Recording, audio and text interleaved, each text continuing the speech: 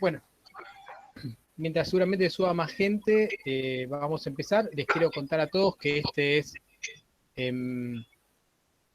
un ciclo de charlas semiabiertos que son parte de la materia de Ecología del Comportamiento Animal que damos acá en la Universidad Nacional del Nordeste, en Corrientes. Estas charlas son semiabiertas porque, bueno, para que no tengan tanta gente, para después poder intercambiar con estudiantes alguna info, y después son subidas a YouTube, sí, para que sean públicas y haya comunicación con la gente. Por eso era que se pedía el mail, se pedía que nos pidan el link, porque así íbamos dándole el link a gente que estaba interesada en escuchar.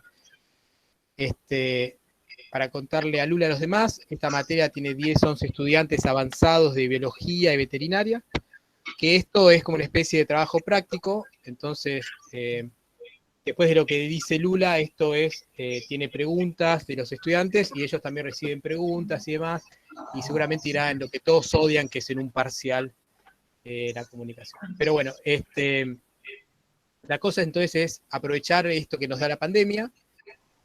También se han hecho los seminarios de nuestro grupo de trabajo. Estas charlas son parte del seminario, así que mucha gente de nuestro grupo de trabajo, mucha no, los que somos del grupo de trabajo se sumaron. Y bueno, y tenemos gente, veo, de México, como Juan Carlos, Colombia y demás, de varios lugares, que después de la charla de Luciana, que va a tener unos 40 minutos, pueden abrirse a hacer preguntas y demás, así que ahí los vamos a invitar a abrir la cámara, a hacer la pregunta, lo que quieran. También pueden ir haciendo preguntas por chat, que las podemos leer al final. Entonces, quiero agradecer primero a Luciana Oclander por ser la primera oradora de este ciclo. Luciana Oclander es doctora en Ciencias Biológicas por la Universidad de Buenos Aires. También hizo la licenciatura en la Universidad de Buenos Aires. Luego fue investigadora o es investigadora del CONICET, que es un sistema de investigación que hay en la Argentina, que tiene, digamos, a la gente interesada en hacer diferentes tipos de investigación. Ella se dedica hace mucho tiempo a la primatología. Ahora está en un grupo que se llama Instituto de Biología Subtropical, que está localizado en Posadas, que es la capital de la provincia de Misiones, en la Universidad Nacional de Misiones, ¿no? El grupo de ella después va a contar, se llama Guía, va a contar un poco de qué se trata su grupo y en qué están las líneas de trabajo.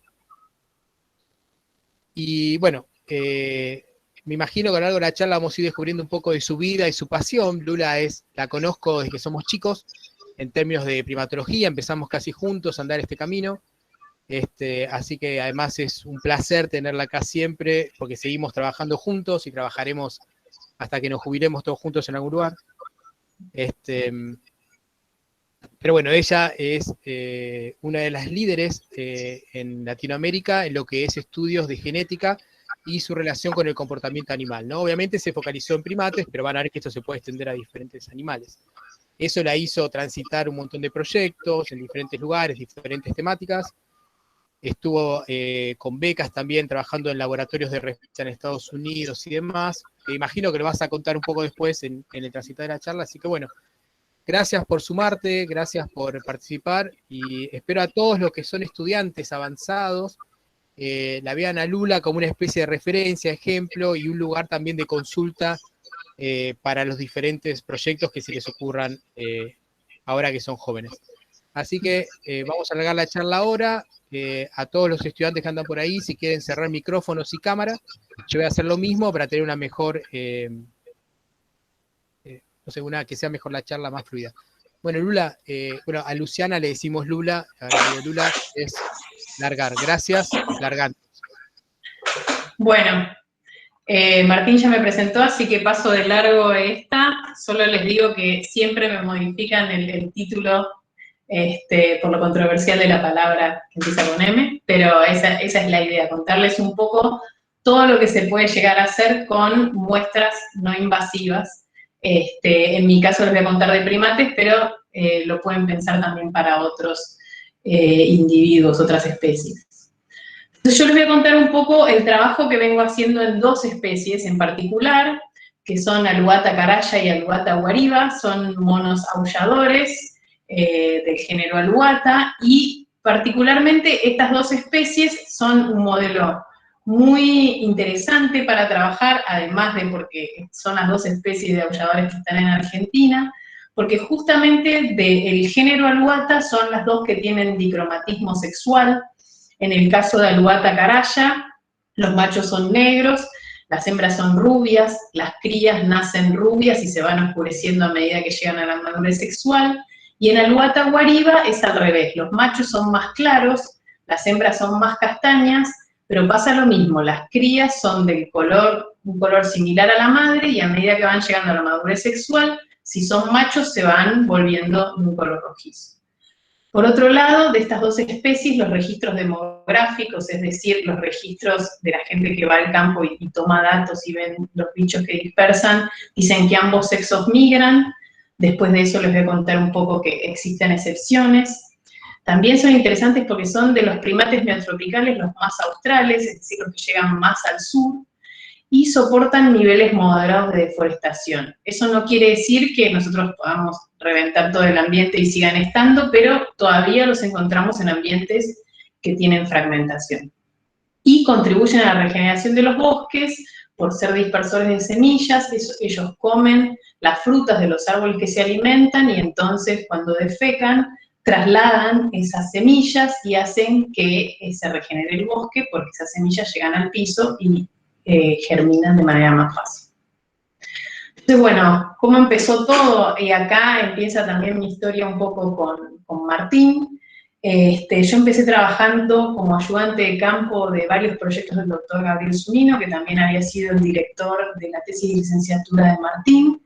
Y en esa época se realizaban varias capturas de Alouatta caraya en los sitios en los que se estaban estudiando, para hacer distintas medidas antropológicas y también para varios estudios que eran de genética de otro laboratorio en aquella época que hacía mayormente estudios de cariotipo, para los cuales se necesitaba sangre o tejido o muestras muy buenas. Entonces hacíamos capturas donde le sacábamos sangre y pelos y otras cosas. Además, lo que hacíamos era marcarlos de alguna manera. Nosotros les poníamos unos aros, como pueden ver acá, hay uno que tiene amarillo y azul, porque los machos de Alouatta caraya, al ser todos negros, es muy difícil de distinguir unos de otros. Entonces, si nosotros queríamos hacer estudio de comportamiento, por ejemplo, tal macho anduvo más alto, estuvo más tiempo con esta hembra, o lo que sea, teníamos que distinguir perfectamente de qué machos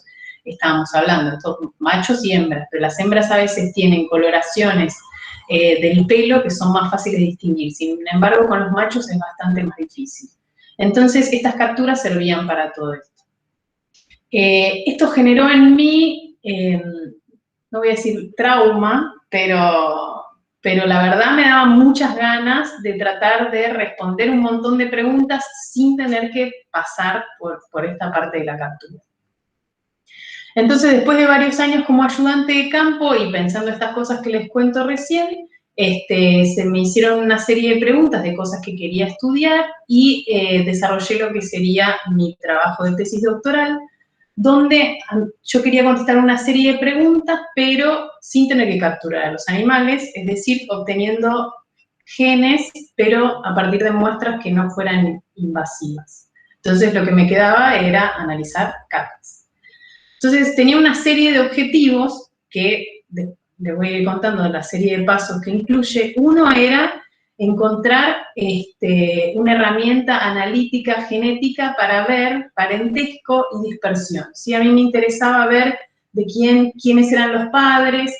Había otros grupos también que querían estudiar si determinados comportamientos eran más frecuentes entre parientes que no parientes. Entonces había una necesidad de encontrar alguna herramienta genética para poder sacar estas relaciones. Y también para ver dónde dispersaban, ¿sí? No solamente ver con los binoculares dónde está yendo un mono o no, porque eso es muy difícil, saber de qué grupo salen y a qué grupo entran, sino que con herramientas genéticas nosotros podíamos ver si eran cercanos, si eran parientes de otros grupos o no, ¿sí? Lo que llamamos flujo génico.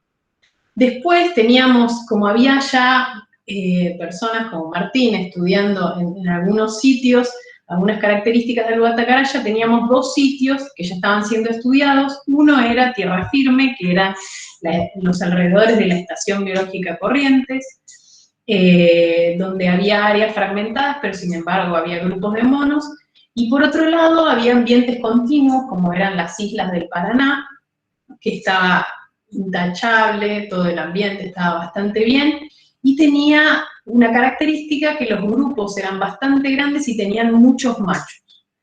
Entonces esto también hacía que uno se preguntara si todos estos machos tenían descendencia, si había relaciones de dominancia entre ellos, etc. Entonces ese era otro de los puntos que a mí me interesaba abarcar. Entonces, tenía mayormente estas dos hipótesis, ¿sí? Una que tenía que ver con estudios del tipo comportamental, porque para ver si había jerarquía de dominancia yo tenía que ir y mirar a los individuos, ver si se peleaban, si no se peleaban, si había algún tipo de interacción agonista, lo que se llama peleas, o afiliativas, que mostraran que había algún tipo de centralidad por alguno de los machos, ¿sí? Y que esto le llevara a tener más acceso a las hembras y por lo tanto más cópulas y quizás entonces más paternidades. Una de las hipótesis se basaba en eso y la otra hipótesis era comparar entre estos dos ambientes que les mencioné antes, el fragmentado y el continuo, a ver si había diferencias en el flujo génico entre los grupos o entre los individuos, dependiendo de estas dos características diferenciales del ambiente, ¿sí? Como ser fragmentado y no fragmentado. Entonces esas eran todas las preguntas.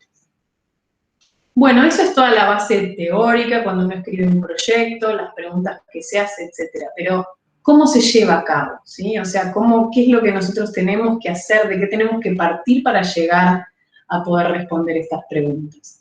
Entonces, lo primero es la toma de muestras, ¿sí? Nosotros, de la parte comportamental yo no voy a hablar, pero bueno, la toma de las muestras, digamos, de comportamiento sería estar abajo de los monos y anotar todo lo que se estaría haciendo. Y para las muestras de genética, lo que yo hacía era colectar las cacas, ¿sí? De los individuos. Una vez que yo tengo estas muestras, de esas muestras tengo que sacar el ADN, ¿sí? Además de todo lo demás que puede llegar a ver en las cacas, y de ese ADN también me tengo que fijar qué partes del ADN son las que me pueden a mí responder las preguntas que yo tengo. Eso sería la elección de los marcadores genéticos que yo tengo que elegir para contestar mis preguntas. Después, a partir de eso, una vez que tengo seleccionado qué es lo que quiero hacer, después lo voy a mostrar bien, pero tengo que amplificar esas partes, ¿sí? Esas partes del genoma, de todo el ADN de ese mono, a mí me interesa una determinada parte. Entonces, esa parte la tengo que replicar muchas veces como para llegar a poderla leer de alguna manera. Y por último, interpretar todos estos resultados. Entonces, como les contaba antes, la mayoría de la gente, ¿por qué trabaja con sangre, con muestras de tejido, etcétera? ¿Porque son malos? ¿Porque les gusta cazar a los animales? No. Es porque cuando nosotros agarramos ese tipo de muestras, el ADN está perfecto. Nosotros tenemos muchísimas células y sabemos que son solamente de ese individuo, entonces vamos a tener un ADN de muy alta calidad y va a ser muy fácil, nosotros estamos interesados en una determinada parte, llegar a esa parte, saber que está intacta, perfecta, etc. En cambio, cuando trabajamos con muestras de origen no invasivo, como pueden ser las cacas, o como puede ser material cadavérico, es decir, nosotros encontramos, no sé, un cráneo de un mono en el medio de un pastizal, no sabemos cuánto tiempo estuvo ahí, el ADN se va degradando, ¿sí? Y cuando colectamos fecas, también puede ser que esas fecas sean antiguas y el ADN se vaya degradando. ¿Qué pasa? Hay unas enzimas que se llaman nucleasas que empiezan a cortar el ADN. Entonces este ADN impecable que yo les contaba, si nosotros tenemos una muestra de sangre, por ejemplo, en estos casos no, está cortado en pedazos más chicos, y si nosotros tenemos muestras de caca, lo que pasa es que en esa caca tenemos muestras de todo lo que comió, de las bacterias que tiene, o sea, vamos a tener muy pocas células realmente del mono, ¿sí? Las que se hayan sido arrastradas de las paredes en ese momento, y mezcladas con muestras, digamos, de vegetales o otras cosas. Imagínense los que trabajan, por ejemplo, con carnívoros, además tienen el ADN de todos los otros animales que se pudo haber comido, ¿no? Entonces, eso muestra la dificultad de trabajar con este tipo de muestras. Entonces, ya que tenemos todas estas dificultades por el tipo de muestra que trabajamos, tenemos que tratar de minimizar que además se degrade, ¿sí? O sea, lo que nosotros hacíamos era, en cuanto veíamos que los monos estaban defecando, agarrar en ese mismo momento, para que no pasara tiempo, para que las nucleasas no empezaran a cortar el ADN. ¿Por qué es esto? Porque además de tener muy poquita cantidad, lo que nosotros vamos a hacer, sobre todo para los análisis de paternidad, nosotros estamos interesados tanto en las copias del padre como de la madre, ¿sí? Como saben, los primates tenemos ADN del padre y de la madre. En el caso de humanos, por ejemplo, tenemos 46 cromosomas, 23 son de la madre, 23 del padre, y si nosotros queremos recuperar todo, cuando vamos a amplificar y tenemos muy poquitas células, lo que va a pasar es que quizás encontremos el pedazo del padre solo, o solo el pedazo de la madre, y en ese caso vamos a tener problemas después cuando tengamos que asignar maternidad o paternidad. Entonces, por eso es muy importante, una vez que nosotros tenemos la muestra, tratar de conservarla lo mejor posible para que no se nos degrade ese ADN hasta que lleguemos al laboratorio a analizar. Y en el caso que nosotros estemos analizando secuencias, siempre las secuencias tienen un determinado largo. Si se fue cortando este ADN, se fue degradando, es muy poco probable también que podamos rescatar la información que nosotros querramos en esa secuencia, porque van a ser fragmentos muy cortitos. Por otro lado, es importante tener cuidado entre muestras, ¿sí? Si nosotros, en el caso, por ejemplo, de paternidad, tenemos que cambiarnos los guantes entre la toma de una muestra y la siguiente para no contaminar y no tener el ADN de los dos en el mismo. Si tenemos en el mismo, después no vamos a poder distinguir. Igualmente, esto hace unos años era raro de contar, ahora que todos han visto un montón de programas forenses, etcétera, saben perfectamente cómo tienen que esterilizar para no tener muestras de ADN. Entonces, así sería como hay que colectar las muestras, no de esta manera, no conviene colectarlas con la cabeza o con alguna otra parte, porque nosotros somos primates y también podemos contaminar las muestras, porque los fragmentos que vamos a amplificar muchas veces también amplifican en humanos. Entonces, bueno, pendiente a esto, ¿no? De tratar de conservar las muestras lo mejor posible, el primer paso de la tesis era desarrollar una manera de tenerlas bien y de poder extraer bien el ADN. En esa época era muy importante esto porque no existía lo que existe ahora, que se llama el RNA later, que todo el mundo utiliza. Entonces, en aquel momento había comparado, por ejemplo, conservarlas en sal, conservarlas al sol, es decir, desecándolas en alcohol, etcétera, y había realizado una serie de experimentos para ver de qué manera era la mejor manera de conservar las muestras. A mí me dio que era en sal gruesa, que yo trato de contárselo a todo el mundo porque esto es una manera muy barata y muy fácil, y he llegado a rescatar ADN de muestras que tenían 1 año o más de antigüedad. Y también para el tema de la extracción, antes se hacía de maneras más caseras, ahora existen los kits para extracción de ADN de fecas que facilitan todo muchísimo más, si es que tenemos la plata, porque son bastante caros. Entonces, bueno, tenemos las cacas, las tenemos bien guardadas, pudimos sacar el ADN de esas cacas. Ahora, ¿qué analizamos con ese ADN? Bueno, depende de la pregunta que tengamos, ¿sí? O sea, nosotros podemos tener un montón de preguntas, de cosas que queremos contestar, y dependiendo de esas preguntas va a ser el ADN en el que nos fijemos, el que analicemos. Por ejemplo, en mi caso, yo quería analizar paternidades y dispersión, entonces me concentré en lo que era el ADN genómico, ¿sí? que es el nuclear y viene tanto del lado del padre como de la madre. Pero si a nosotros nos interesa, por ejemplo, estudiar solo el linaje materno, preguntas que tengan que ver solo con el linaje materno, podemos estudiar solo el ADN mitocondrial. Si nosotros queremos hacernos preguntas sobre lo que sería el linaje paterno, podemos analizar solamente el cromosoma Y, ¿sí? Y ahora también está muy de moda hacer análisis de genómica, en los que se estudian muchas partes del ADN, muchos loci, ¿sí? Y más que todo sirve para responder preguntas sobre selección, qué caracteres estuvieron sometidos a selección, etc. Y bueno, las aplicaciones de estos estudios son infinitas, ¿no? Tanto para comportamiento como para conservación, como les voy a contar después, pero, por ejemplo, a mí el que me interesaba particularmente era el de sistemas de apareamiento, ¿sí? Yo quería saber de esos machos cuál era el macho que tenía acceso a las hembras y que dejaba descendencia. Y a su vez sirve, como les dije antes, también para estudios de kin selection, es decir, si nosotros conocemos, podemos sacar el parentesco entre los individuos, después podemos hacernos preguntas, bueno, por ejemplo, ¿duerme más seguido con los parientes? ¿O se pelea menos con los parientes? ¿O con los parientes hace rondas, como los chimpancés, para ir a ver, a cuidar el territorio? ¿Sí? Podemos eso ver si está correlacionado o no con el parentesco. Podemos ver el éxito reproductivo, que sería cuánta descendencia deja cada uno de los individuos. Podemos ver patrones de dispersión, si nosotros conocemos los genes de un individuo, podemos después rastrearlo y ver hasta dónde llegó o dónde dejó descendencia.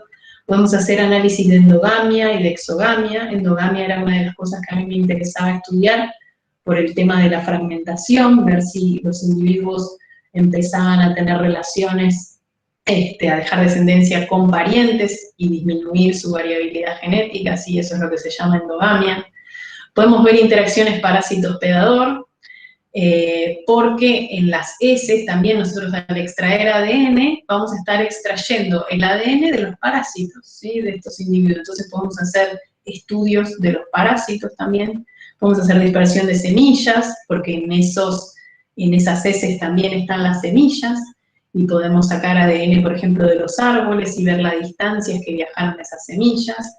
Podemos sacar el número efectivo de la población, que son cálculos que se hacen si nosotros tenemos los genotipos de varios individuos, y así. Particularmente, lo que yo usé, la herramienta de todas estas que les venía mencionando, yo usé los microsatélites, que son una parte, que son repeticiones en tándem de secuencias cortas que están en todo el genoma, y que son unos pedazos cortitos. Entonces, a mí no me molestaba que fuera ADN de caca, porque podía amplificar estos fragmentos que tienen 200, 300 pares de bases. Era bastante probable que igual pudiera rescatar esto de estas muestras de baja calidad, y me iba a dar información tanto del lado materno como del lado paterno para ver cómo estaban heredados. Estos microsatélites se usaron en muchas especies, no solamente en primates, de hecho fueron los primeros que se usaron en humanos, y hasta el día de hoy los casos forenses, o sea, los casos, no sé, de asesinatos y de paternidades y otras cosas, se analizan con este tipo de microsatélites porque luego se generan bases de datos con las frecuencias de estas repeticiones en las poblaciones.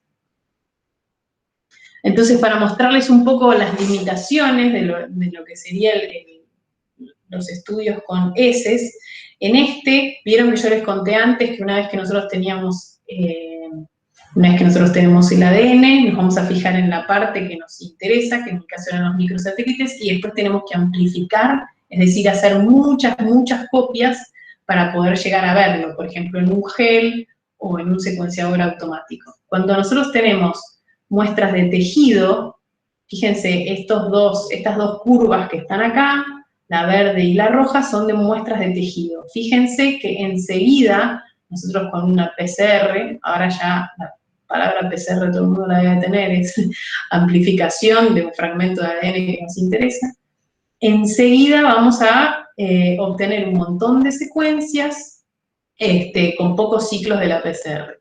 En cambio, todas estas, como ven, son muestras de cacas que tardan mucho más, porque todos los reactivos tardan mucho más en encontrar esas células de mono entre medio de todas estas otras células, ¿sí? Que nosotros sacamos de las cacas.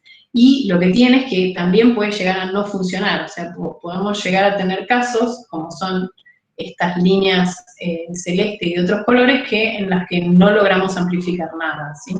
Es que casi no teníamos ADN de mono ahí para replicar.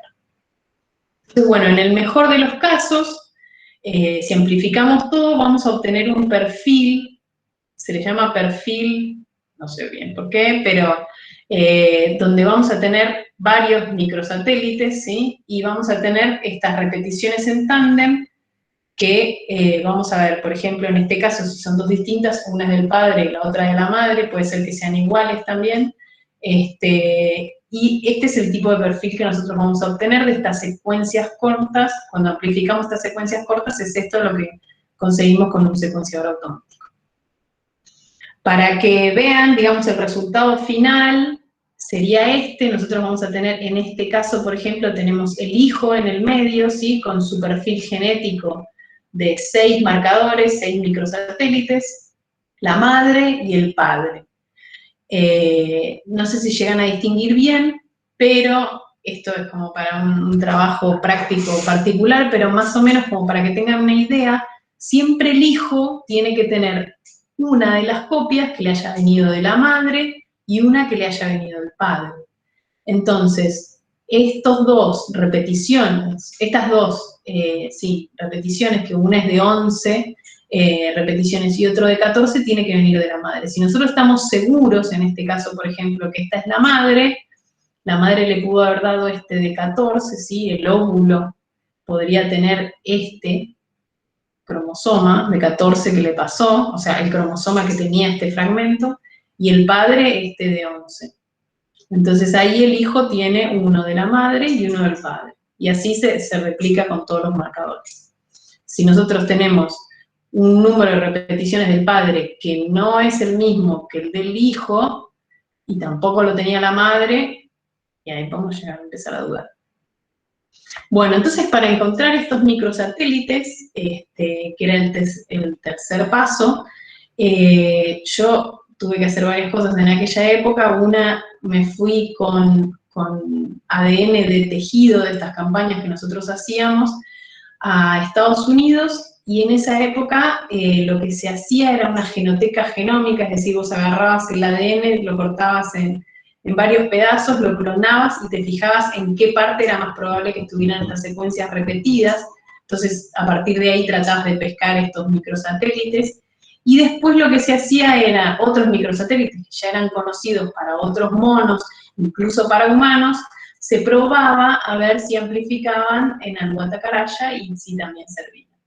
Entonces, después de todo este trabajo, yo encontré que había 11 microsatélites, 11 de estos, como los que les acabo de mostrar que eran 6, pero 11 encontramos que eran polimórficos, es decir, que tenían diferencias suficientes como para poder hacer estos análisis de paternidad, flujo génico, etc. Ahora ya tenemos 14 o 15 que andan en Anuatacaraya, pero para ese momento 11 era un montón. Entonces, bueno, ya tenemos todo. Ahora la idea era aplicarlo con nuestras hipótesis, ¿no? Acá tenemos una imagen del ambiente continuo, que era la isla, que como ven, está todo divino, y los grupos tenían incluso zonas de solapamiento, pero no hay nada que impida, digamos, que los monos se muevan por los árboles de un grupo al otro. En cambio, en el ambiente fragmentado, que era la estación biológica, como ven, o sea, si algún mono de este grupo se le ocurría que quería venir para acá, tenía que pasar por estos campos con todos los problemas que eso puede significar, perros, gente, etc. ¿Sí? Entonces, nosotros esperábamos ver algún tipo de diferencia entre estos dos ambientes.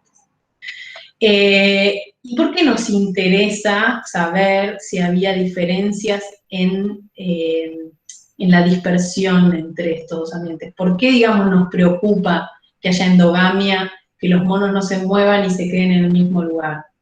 Porque básicamente la variabilidad genética se mantiene a través del flujo génico, ¿sí? A través de que los individuos puedan ir y venir, puedan dispersar. ¿Y por qué nos interesa tener variabilidad genética? Si nosotros tenemos, imagínense si tenemos dos copias iguales de algo, ¿sí? Si nosotros tenemos un problema en alguna de estas partes, imagínense, no, voy a decir un CD, pero ya nadie, ahora todos tienen MP3. Si nosotros tenemos algún error en algo de eso y tenemos dos copias iguales, no tenemos manera de compensar, ¿sí? Si nosotros somos parientes, es muy probable que las copias nuestras sean muy similares, y si tienen un error, van a tener error en ese mismo lugar. En cambio, si nosotros nos cruzamos con individuos que sean lo más distintos a nosotros posibles dentro de la especie, es muy probable que donde nosotros tengamos alguna falla en un gen, el otro no la tenga, ¿sí? Entonces, básicamente esto es lo que se le llama una disminución del fitness por endogamia. Disminución del fitness sería que tenga mayor mortalidad, menor tasa de natalidad y una serie de problemas que se han visto que se dan cuando se empiezan a cruzar entre parientes. Entonces, bueno, del análisis nosotros, ¿qué encontramos? Cuando analizamos todo esto, encontramos que en el ambiente continuo los grupos no tenían diferencias genéticas, es decir, si yo agarraba todos los alelos o variantes los alelos de los microsatélites de este grupo contra otro grupo en esa misma isla, no tenían variación. Eso significa que los individuos van y vienen, ¿sí? Que dispersaban ambos sexos porque no había diferencias genéticas entre hembras y machos. En cambio, en el ambiente fragmentado lo que vimos era que las hembras eran más similares entre sí, ¿sí? Entonces esto quiere decir que las hembras estarían quedándose en ese ambiente y que por eso después también concluimos que encontramos, digamos, que las hembras estaban muy relacionadas como con vínculo de hermanas o con vínculo de madre e hija, lo cual no pasaba en el ambiente continuo, que evidentemente las hembras al llegar a la madurez sexual dispersaban. Entonces esto nos mostró que o sea, cómo está repercutiendo de alguna manera en el comportamiento el hecho de que sea un ambiente fragmentado o no, ¿sí? Nosotros en el ambiente fragmentado encontramos que los machos siguen dispersando, pero las hembras tienden a quedarse. Y por otro lado, a mí me interesaba ver si había endogamia. Lo que encontramos en el ambiente fragmentado fue un caso de incesto entre la madre y la cría, mientras en el ambiente continuo lo que veíamos era que había un recambio de macho, o sea que los individuos no eran parientes y los juveniles iban cambiando de paternidad cada poco tiempo. Eso igual les voy a mostrar en detalle. Entonces acá ya, fue una conclusión que no hubiéramos podido sacar si no lo hubiéramos hecho con herramientas genéticas.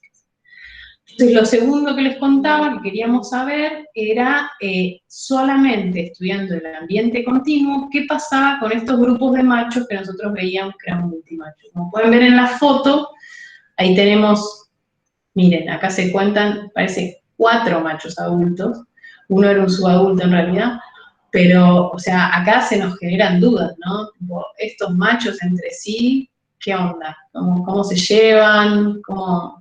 ¿Cuál es digamos, las relaciones de parentesco entre sí? ¿Son parientes los machos? Bueno, nos generaban esta serie de dudas. Entonces acá sí hicimos, fue tanto el estudio comportamental unido con el estudio genético. Lo que hicimos fue seguir los grupos, dábamos uno debajo de cada mono y anotábamos las interacciones agonistas, es decir, las peleas que tenían estos machos, y anotamos las peleas que tenían con hembras, con juveniles y entre machos. Vimos que en uno de los grupos se peleaban más entre sí, los machos, que eran el grupo G, o gritón, y después también vimos en qué contexto, si se peleaban más por hembras, es decir, en el contexto en el que estaban por copular machos y hembras, o en un contexto de espacio, si era que se peleaban por espacio cuando se estaban por ir a dormir, o si se peleaban por comida.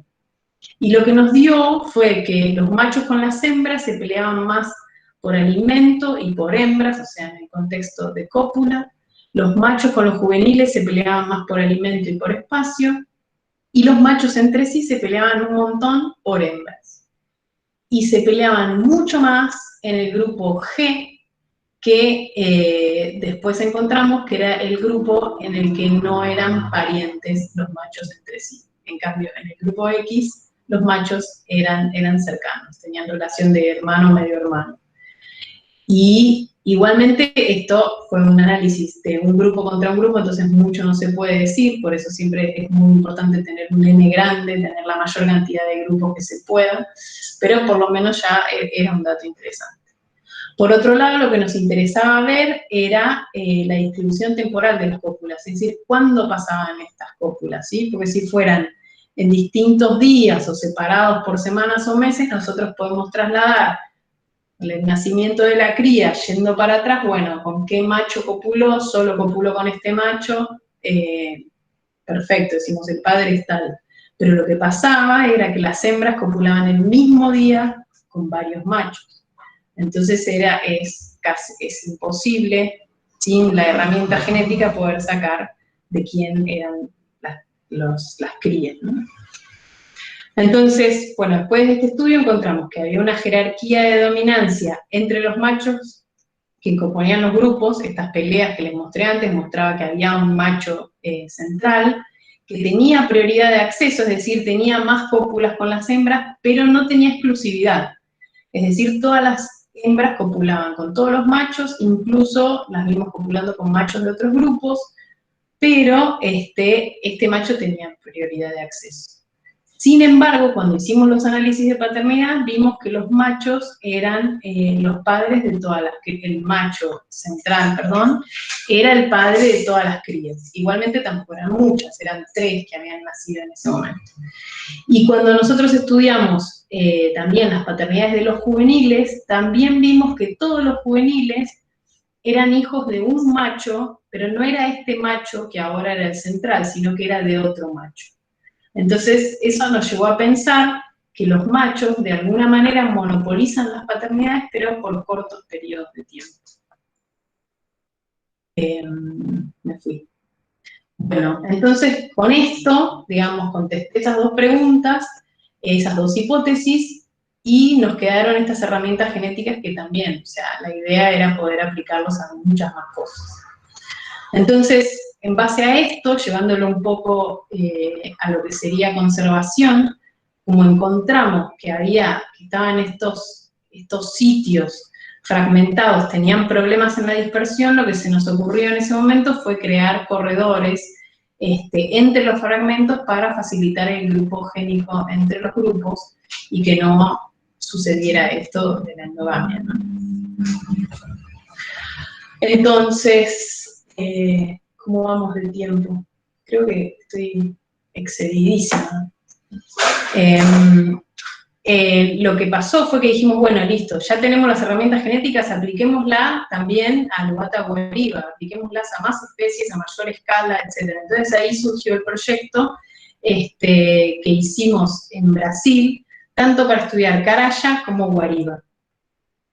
En Brasil tenían muestras de un montón de sitios que abarcaba casi la totalidad de la distribución de la especie, y entonces daba para hacer un montón de estudios de dispersión. Lo mismo que nosotros habíamos hecho entre los grupos del ambiente fragmentado, pero a una escala mucho mayor. Y en Aluata guariba incluso también nos sirvió, no les voy a contar el final de la historia, pero estamos trabajando para ver si lo que se llama actualmente 2 subespecies de Aluata guariba realmente son 2 subespecies o no.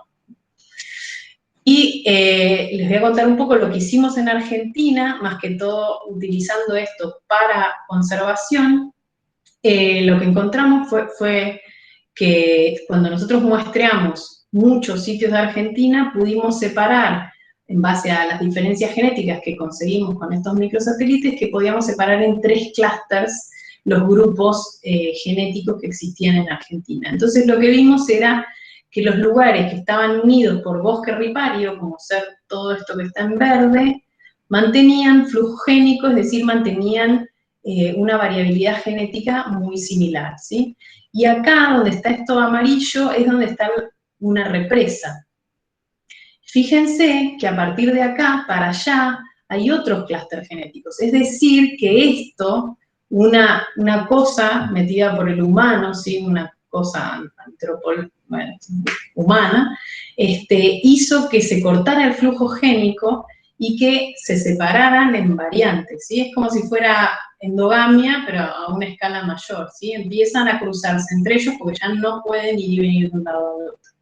Entonces, en Argentina, un resultado muy interesante es que encontramos estos 3 clústeres genéticos diferenciados, que después también se pueden usar para herramientas de conservación. Bueno, como le dije, los que estaban unidos por bosques riparios mantenían las mismas diferencias, y estas 3 subpoblaciones genéticas dentro de una especie que es el Uluata caraya, podemos distinguir estos 3 clústeres genéticos y se pueden utilizar como unidades de manejo para planes y directrices de reintroducción. Como les voy a mostrar ahora, esto lo voy a pasar porque si no, no llegamos.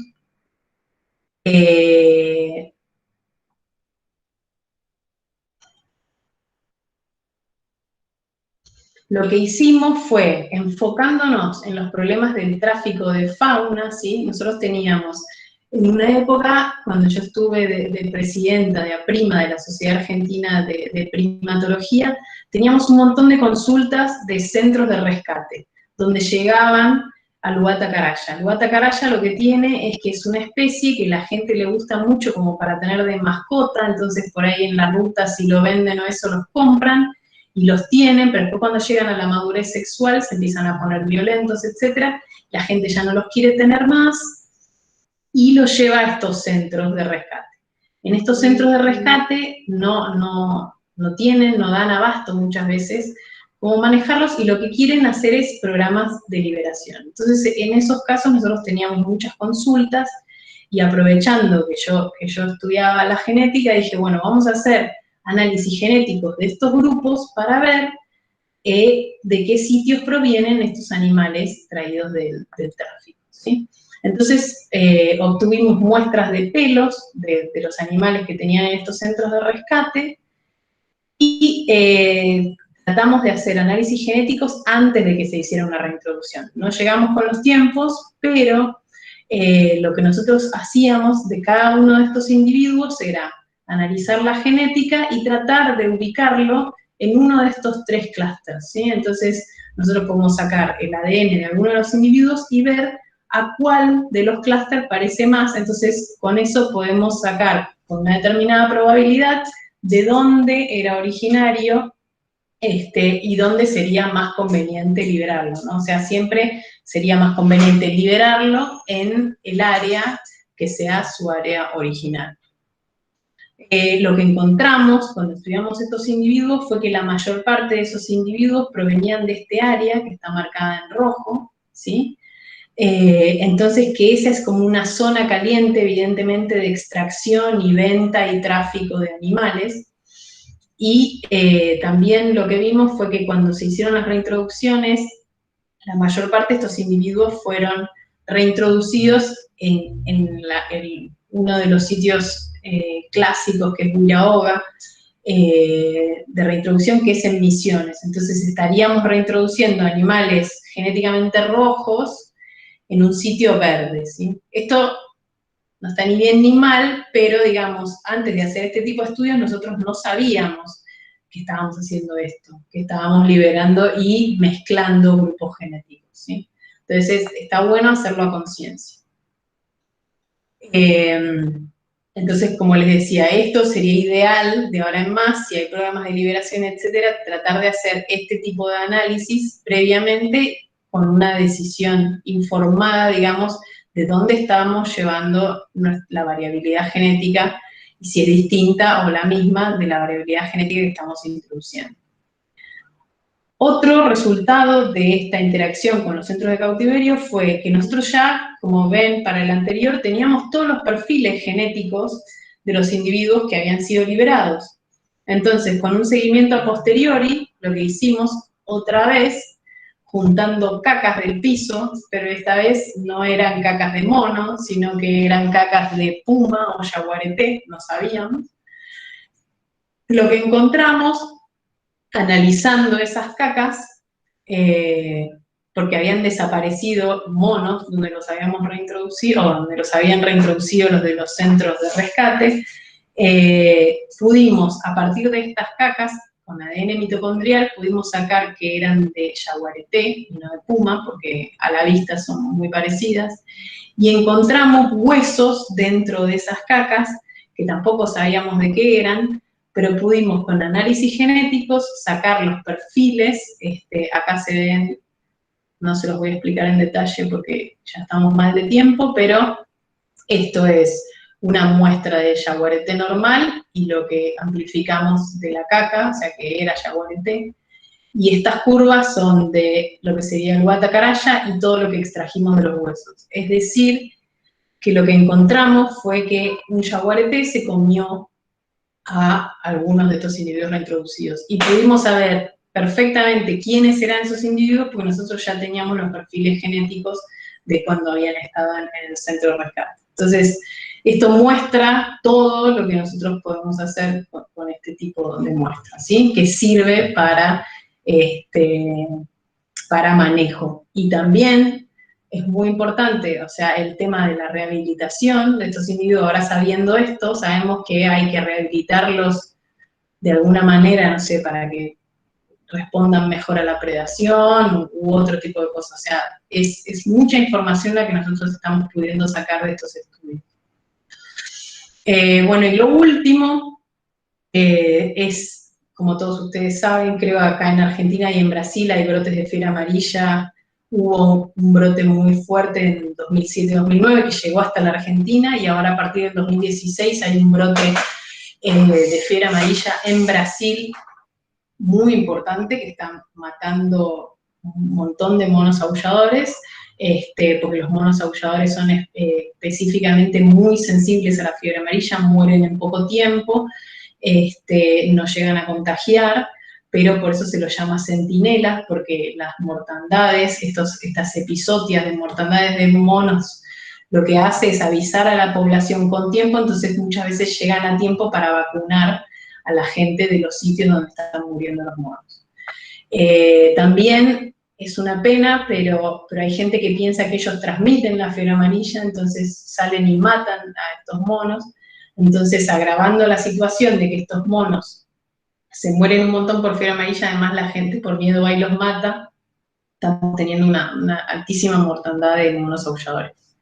Y justamente esto era solo para mostrarles que de las dos especies con las que trabajo yo, las más lindas de todas, que está pasando esto, justo en esta zona de la distribución de Alouatta caraya y Alouatta guariba.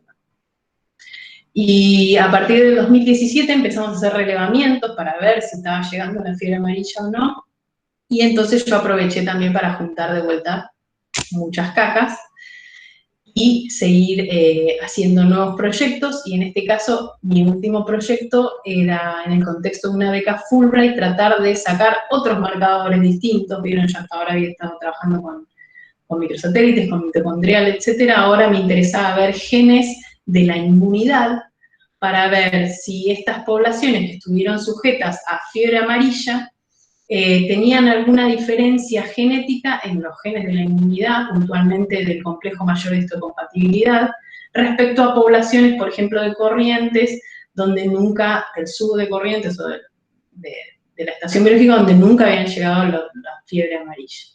Entonces ahí es otra pregunta, ¿sí? Otro marcador que me interesa estudiar, y de esto todavía no tengo las respuestas. Les puedo mostrar solo el modelo, que eran tipo ver las poblaciones que habían estado expuestas. De este lado de la línea son las que no estuvieron expuestas, las de Corrientes, como les contaba, y las de Misiones sí habían estado expuestas en Alouatta caraya, y en Alouatta guariba, en esa época todavía las poblaciones ribereñas, las del litoral, no habían estado expuestas, entonces tenemos muestras de poblaciones que no estuvieron expuestas a fiebre amarilla y poblaciones que sí, como la de Misiones Argentina. Entonces ahí, una vez más, pasé un montón de tiempo trabajando con muestras fecales, y nuevamente siempre las muestras que son de tejido dan todas perfectas, a la primera PCR te amplifican y te andan divino, y las de caca te salen bandas que no tienen que ser, y es mucho más difícil de trabajar, pero bueno, deja con la conciencia tranquila que no capturaron ningún bicho.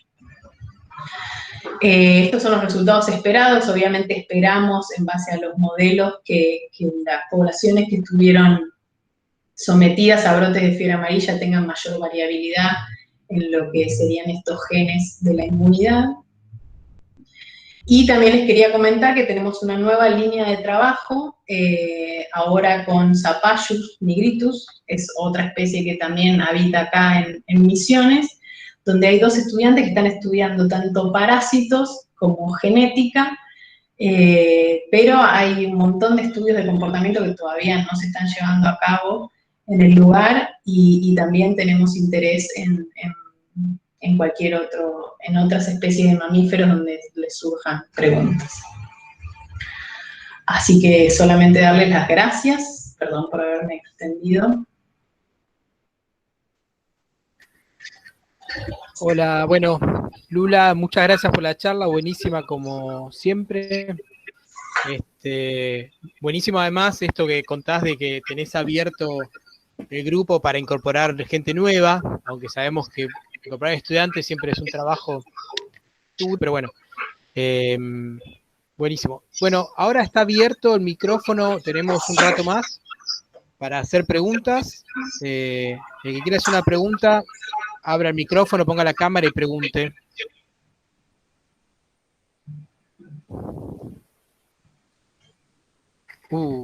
Tienen miedo. Bueno, pregúntame vos, si no. Por ahí podés parar, compartir pantalla. Ahí está.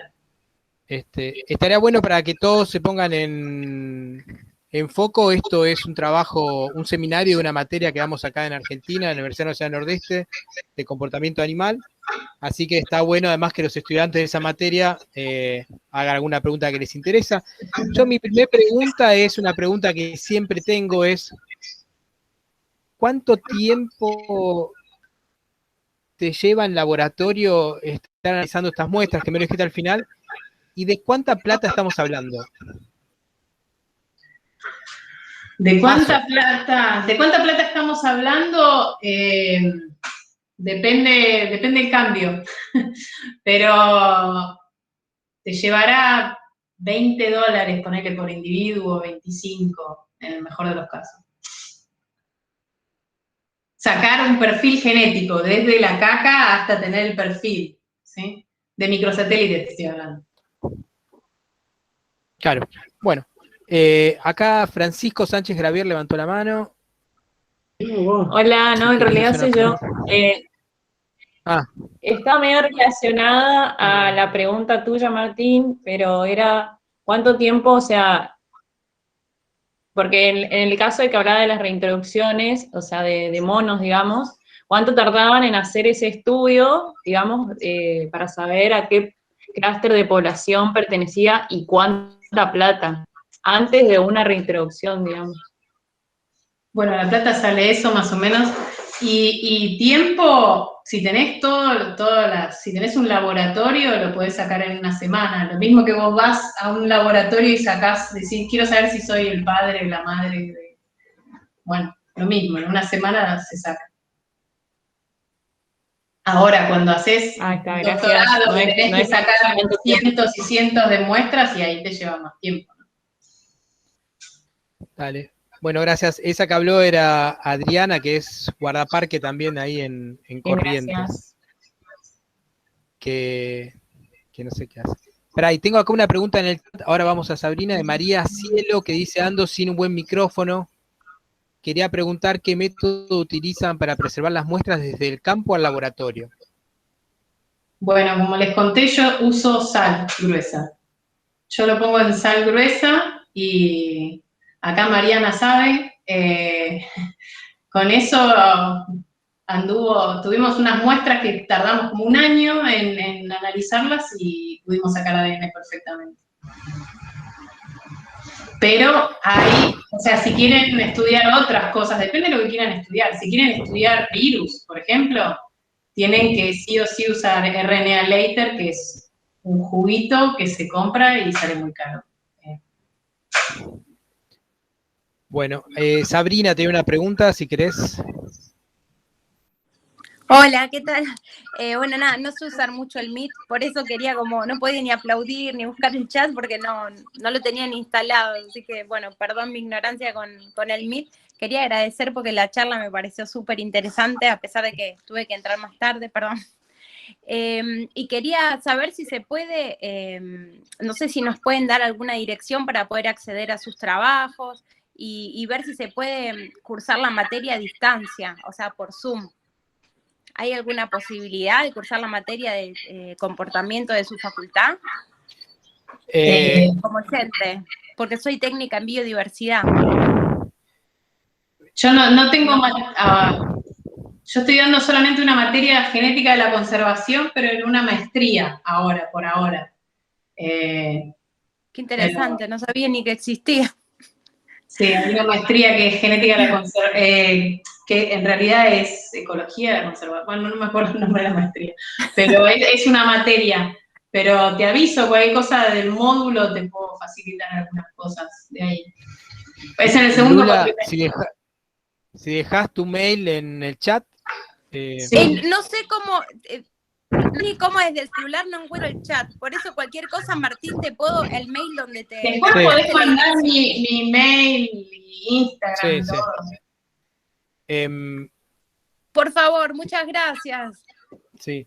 Y Después te esta, escribo, Martín. yo te comento, esta materia se podía cursar en forma vocacional en la UNE, pero bueno, ya alargó. Pero tuvimos un montón de gente interesada en cursar la materia, que por ahí no se quería meter una materia tan intensiva como es una materia de grado. Entonces estamos pensando, no sé, tenemos que pensar y tomar el tiempo para armar una materia, un curso corto virtual. Vamos a ver cómo organizamos. Por favor, sí, nos pueden, o sea, avisar o poner una lista de mails, me encantaría. Yo me anoto de una.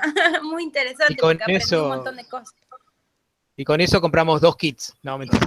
Bueno, bueno, al menos si sirve de algo. Si tienen Gracias. alguna otra pregunta por ahí que quieran aprovechar,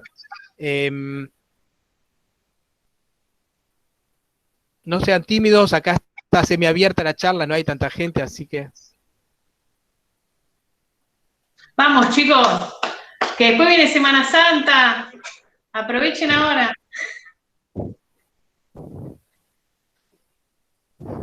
¿Puedo hacer otra pregunta? No les quedó ninguna duda de nada. Sí, ahí escúchame una chica. Espera, va Vero y después Sabrina otra vez. Dale, Vero. Lula, a mí me interesó mucho el tema de los clúster y el tema de la reintroducción. Yo quería saber si realmente cuando se propuso este trabajo, si hubo algo, una respuesta favorable en la cuestión de gestión, principalmente porque todo el tiempo se están realizando liberaciones, ¿viste? Si de parte del gobierno o alguien se mostró interesado. Yo sé que los costos son elevados, pero bueno, es muy interesante la propuesta de tener este tipo de información y ver dónde liberar el individuo. Sí, yo lo que te puedo decir es que yo venía insistiendo con esto de que no liberaran cualquier cosa en cualquier lado, y como que a partir de que pude publicar esto me empezaron a dar un poco más de bola. O sea, como que ahora ya está publicado y ya es más como, bueno, sí, estás metiendo... que también, o sea, tampoco es que esté mal, o sea, si vos tenés un programa de que por algún motivo tenés que aumentar la variabilidad genética de algún grupo, que yo decir, bueno, entonces voy a llevar esto para aumentar o para lo que sea. Está bien también, o sea, pero dentro de un proyecto, a sabiendas, etcétera, pero no, si vos lo haces por una cuestión de practicidad, digamos, sin saber, y esto solo hablando de la parte genética, o sea, no estamos ni hablando del tipo de enfermedades que vos podés estar llevando de un lado al otro, etcétera, o sea, de esa parte ni hablar, ¿no? Pero esto solamente a nivel genético es bueno, por lo menos sepamos lo que está pasando. Yo creo que en Misiones, a partir de esto, se ha frenado un poco el tema de traer monos de cualquier lado. Porque justamente acá es un clúster distinto. Y quizás este clúster tenga alguna ventaja respecto de Fiera Amarilla, no lo sé, quizás lo sepamos ahora con los últimos estudios, pero Entonces, para mí acá habría como que proteger un poco la variabilidad. Y en corrientes, y eso, no sé, está más complicado porque quizás ahí tienen, viste, el rojo está como que de todos lados es más parecido, entonces ahí por ahí a nivel genético no es tanto el problema de llevar y traer, quizás habría que buscarle una justificación más a otro nivel, a nivel de enfermedades u otras cosas.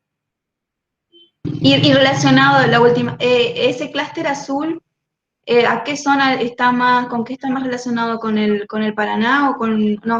Sí, el azul es la isla y los de Paraguay me dieron eso, que es que tienen mucha más variabilidad, porque se ve que son los que vienen de Brasil, o sea, los que han dispersado desde Brasil, y que todavía mantienen un montón de variabilidad, porque como que vinieron bajando, los monos dispersan, viste, por las islas del río. Entonces ese clúster azul es el más variable, es como el más rico, y es el que está ahí, en esa partecita, digamos, más al norte de donde llegaría el río Paraná. Gracias, Vero, Lula. Rodri tenía una pregunta. Rodri, Sí, desde Formosa. De Formosa. Sí, quería consultar, para casos de detección de arbovirus, ¿se pueden utilizar estas técnicas no invasivas o no sé, las heces? Sí. No hay nada, creo que hasta ahora se hizo con orina, de Zika y otros así. O sea, se puede, digamos. No sé si hay algo hecho, pero en teoría, si vos tenés para amplificar el virus y bien conservadas las heces, se puede hacer. Gracias.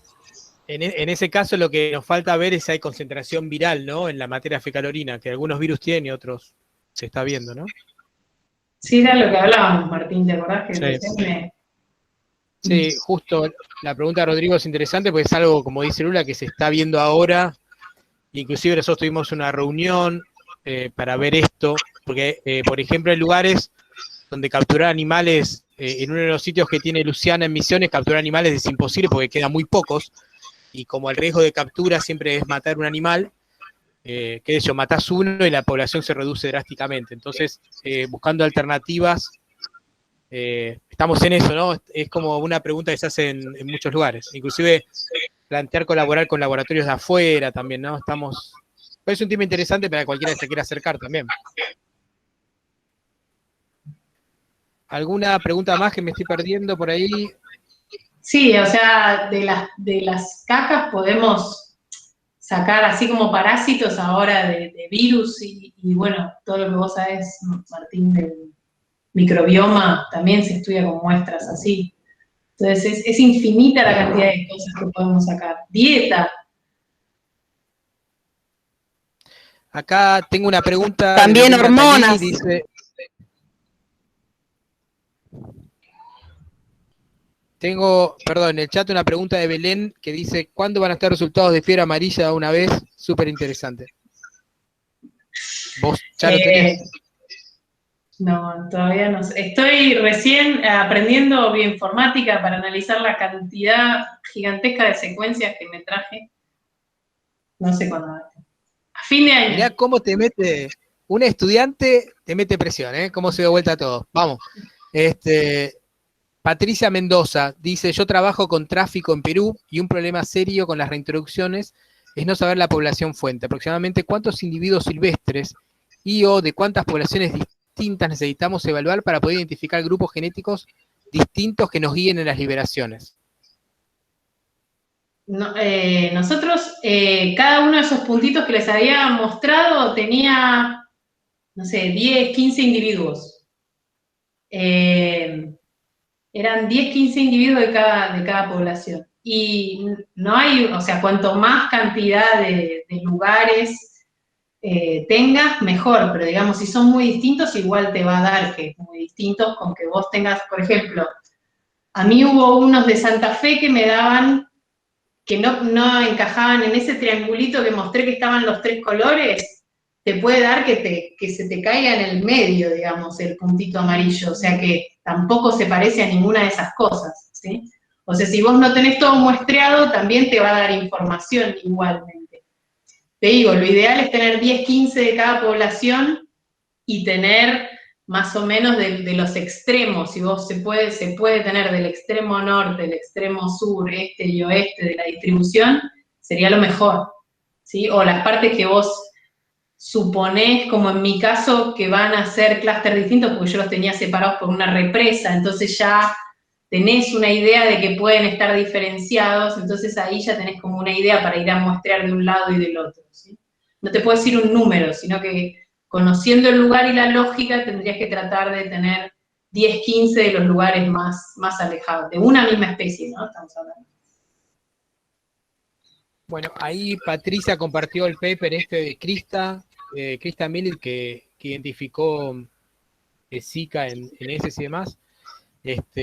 Hay 2 laboratorios que están trabajando en esta línea, que es el de Krista en la Universidad de Washington University, y después el de Fabian Linders en Alemania, que es al que estamos un poco más vinculados nosotros con Lula. Creo que hay otra mano más ahí de Sabrina. ¿Quiere hacer otra pregunta? ¿O quedó de antes levantado? Lo dejé levantado, perdón. Bueno. No, que como yo llegué 20 minutos tarde a la charla, no sé si habían contado si ustedes se manejaban con etogramas al principio o ya tenían seleccionado, ya sabían de todo el grupo, ya los conocían, digamos, a todo el grupo de bueno, no sé, según los grupos con los que trabajaban. O...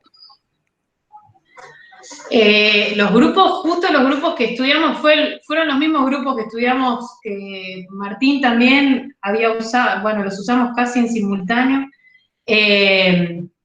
No, eran grupos que no estaban acostumbrados, así que tuvimos que estar semanas ahí abajo. De hecho, estuvimos macheteando para hacer los cuadrados de vegetación abajo de esos grupos, en los cuales nos picaron varias avispas y todo, y así fue que los bautizamos. Nosotros conocimos esos grupos, fuimos los primeros que estuvimos con esos 2 grupos que eran gritones y ceneices. Martín ya había trabajado en la isla, pero haciendo censos de todos los grupos. Pero comportamiento así de esos grupos, y le fuimos poniendo los nombres que se nos ocurrieron en ese momento a cada uno de los individuos, todo. O sea, creo que fue la parte más linda, nada, de hacer, porque es como vas conociendo los bichos, le vas poniendo nombre, vas viendo qué hace cada uno. Claro, o sea, empezaron de cero totalmente. Sí, con eso sí. Decí que los monos aulladores no son tan difíciles de acostumbrar como otros géneros. Los caí son mucho más difíciles, por ejemplo, pero esos grupos sí, nosotros, y de hecho eso era lo que pasaba, muchas veces no distinguíamos entre los machos, y fue por eso que fueron capturados y les pusimos estos aros de colores, y uno se llamaba Marley porque el aro era rojo, verde y amarillo, y así. Qué hermoso, gracias. Bueno, acá tengo una pregunta más. Iría Swirner, dice, es muy interesante todo lo que has contado, Lula. Mi pregunta sería, ¿han analizado alguna otra parte del ADN o en sus estudios en esa región solo han utilizado como herramientas los microsatélites? Estudiamos mitocondrial, estudiamos los microsatélites, y como dije al final, ahora estamos estudiando 3 genes del complejo mayor de histocompatibilidad. Por ahora, eso. Buenísimo. ¿Queda alguna pregunta más? Ya estamos casi al cierre. Igual, vos podés pasarles todos los trabajos que fui mencionando acá, y también me pueden escribir. Sí, no creo que quieran leer un paper más en la materia, pero bueno. Lo que sí es importante es para todos los que son alumnos de los primeros años avanzados de la carrera y que estén pensando temas de trabajos, de estudio, bueno, esta secuencia de charlas que inicia Lula también empiezan, me parece, a poner en la mesa preguntas que a veces son difíciles de imaginar que se pueden contestar, y bueno, no son tan difíciles. Lula tiene un laboratorio instalado en Posadas, nosotros trabajamos, compartimos estudiantes, proyectos en común, así que es cuestión de imaginar preguntas y comentárnosla para ver si se pueden contestar. Y Lula obviamente tiene las puertas abiertas siempre para trabajar en proyectos interesantes, ¿no? Exactamente, Martín. Así que acá estamos para lo que se les ocurra. Ahí te puso Sam Yani, excelente charla, Lula, gracias. Quiero comentar que Sam es otro gran primatólogo, no quiero decir viejo, porque, bueno, igual lo es, pero también, gracias por participar de la charla. Seguramente no quiere aparecer en una foto porque debe estar tomando cerveza, pero bueno. Acá María Cielo pregunta cuál es el nombre del laboratorio. También está en el está en el flyer también. Mi laboratorio se llama GIGA, es Grupo de Investigación en Genética Aplicada en Posadas Misiones. Bueno, una vuelta más. ¿Preguntas? ¿Alguna duda? ¿Alguna inquietud? A mí me quedó una, Martín. Dale, Vero. No, yo quería saber sobre todo la parte, viste, esos casos que mostraste de los monos depredados por yaguareté, si tenían información, si esos monos lograron integrarse a los grupos luego de la liberación, o sea, si hay alguna información de ese contexto, de esos individuos. Esos monos se reintrodujeron en una isla donde no había monos, que esa es la definición de reintroducción, ¿no? O sea, vos meter en un lugar donde no hay. Entonces era un grupo, este grupo en particular era macho, hembra y una cría que habían llegado a tener, era un mini grupito que estaba como medio instalado ahí, estuvo, no sé, estuvo menos de un año, porque nació la cría, y un buen día desapareció. ¡Tarán! Y bueno, o sea, eso también, ¿entendés? Nos genera un montón de preguntas también de, bueno, los esfuerzos de conservación tienen que estar en reintroducir con todo lo que eso implica, o en cuidar a los monos que ya sabemos que existen, que ya sabemos que lo más probable es que tengan los comportamientos antipredatorios, porque imagínate, o sea, todo el esfuerzo, ¿no? De rehabilitar estos individuos, llevarlos, subirlos a una lancha, llevarlos hasta allá, no sé qué, darles de comer con la roldana durante 4 meses, no sé qué, para que sean balanceados de yaguareté. Entonces, ¿no? O sea, hace como replantearnos una serie, los análisis genéticos que hice yo, la fortuna que todo salió, imagínate. ¿Para qué? Entonces, yo siempre soy partidaria de ir a las bases, ¿no? Tratemos de cortar de raíz, de que no exista el tráfico, de no, estos son parches. O sea, reintroducir, hacer todo este tipo de cosas no es la cura. O sea, lo que tenemos que hacer es que no salgan más los monos de sus lugares de origen, ¿sí? Sí, y como dice Lula, además, cuando ustedes ven el decálogo que tiene la UCN, que es la Organización Internacional para la Conservación de la Naturaleza, que tiene un libro para ver cómo reintroducir animales, lo primero que dice es nunca reintroducir animales, o sea, evaluar todas las posibilidades, como dice Lula. Lo último, y la liberación, que es lo que se hace con los monos, que liberación es cuando vos soltás animales donde ya hay. O sea, no estás reintroduciendo ni haciendo nada, estás liberando. Eso está no recomendado, pero por nadie de los que trabajan en estos temas. Después podemos tener una clase y discutir por qué se sigue haciendo o no, pero bueno. Justamente, por ejemplo, no sé qué opinará Lula, para ir cerrando unas preguntas, pero ¿qué te parecería? La Luata Guariba está atravesando una situación compleja. Deben quedar, no sé, 50 animales en Misiones.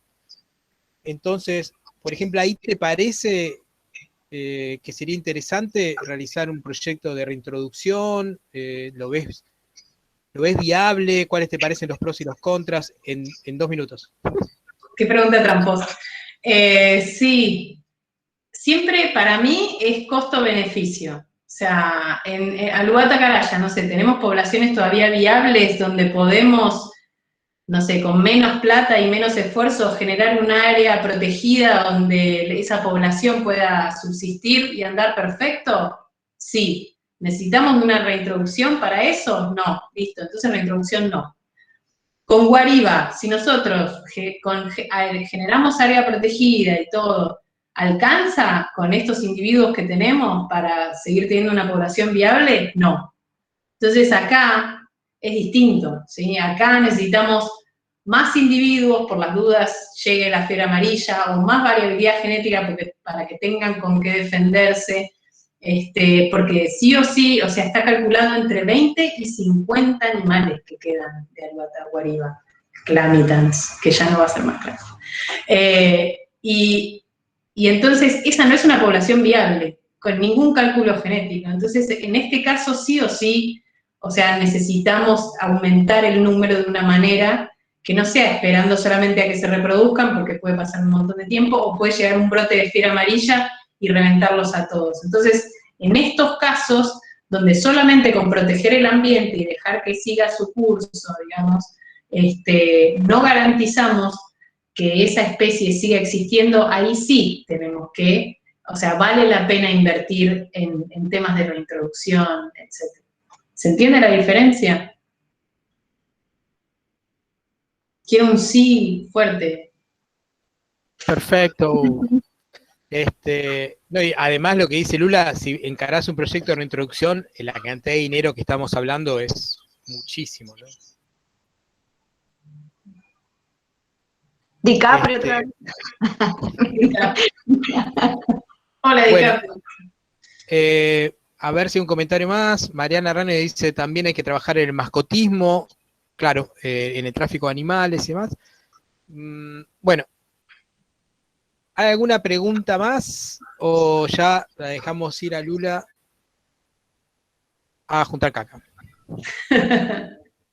Les recuerdo también que en el laboratorio de Lula se puede, a los que estén interesados se pueden trabajar en otras especies, más allá que ella es primatóloga de formación. No sé, decime si me equivoco, pero nosotros tenemos proyectos con lobito de río, zorros, y se puede trabajar con buenas preguntas cualquiera de estas muestras, ¿no? Sí, sí, básicamente todo esto que yo les mostré en mono, porque es lo que yo trabajo, pero todas estas mismas preguntas con estas diferencias entre tipos de muestras, o sea, muestras de tejido, muestras de caca, etcétera, se puede trabajar en la mayoría de los mamíferos. Como les había mencionado antes, también es más fácil muchas veces estudiar en mono, porque nosotros cuando analizamos la caca va a ser el único mamífero que tenga, en cambio la gente que trabaja con predadores en las cacas va a tener el ADN de todo lo que se comió, ¿sí? Que también lo hace más interesante porque podemos tener otras preguntas también que podemos responder, pero digamos, básicamente en lo que es genética, si nosotros la queremos aplicar, o sea, es un campo infinito, no importa la especie, ¿sí? Bueno, muchas gracias, Lula. Si todos quieren abrir la cámara y decirle chau a Lula, estaría bueno, para que vea que hay alguien del otro lado. Para que saques una foto, Martín, saca una foto. Yo saqué varias, esperen, yo saco otra, pero traten todos de sacar sus cámaras, así salen. Pongan las cámaras. Activen las cámaras. Bueno. No sé por qué a veces se salen las cámaras solas, no entiendo por qué. Porque bueno, se corta la conexión. Justo Luleta se le fue. ¿A mí? Lula parecía... Yo no la tengo. La borraste. Estoy acá. No, pero no me aparece en la cámara, no sé por qué. Marian,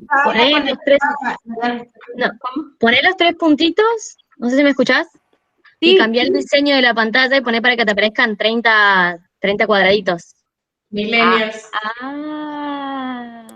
Para que aparezcan, cambiar diseño. Mosaico, ¿será? Sí. Sí. Mirá vos. Bien ahí, gracias por esa herramienta. Bueno, ahí si todos ponen las cámaras, está la lobito del ¡Foto! río. Listo. Bueno, ya está. Los liberamos. Bueno. Gracias, Luleta. Hermosa charla. Gracias a todos. Gracias. Chao. Che, Lula, después pasanos. Sam, Lula, pasanos preguntas para el parcial. Ahí está Sam. ¿Qué hace Sam? Dale. ¿Cómo va? Ya se las paso. ¿Querés que la diga en ¿Cómo? voz alta? Las preguntas para el parcial, sí, dale.